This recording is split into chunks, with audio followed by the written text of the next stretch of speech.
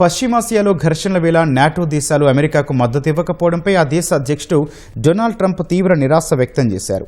NATO కోసం America ట్రిలియన్ల డాలర్లు ఖర్చు చేస్తున్నా ఉద్రిక్తతల సమయంలో అండగా నిలవలేదన్నారు. రష్యా నుంచి రక్షణ కల్పించడానికి నాటో దేశాలకు అమెరికా ఖర్చు చేస్తోన్న భారీ డబ్బుపై సమీక్షించాల్సిన అవసరముందని ట్రంప్ వ్యాఖ్యానించారు. I'm very disappointed in NATO.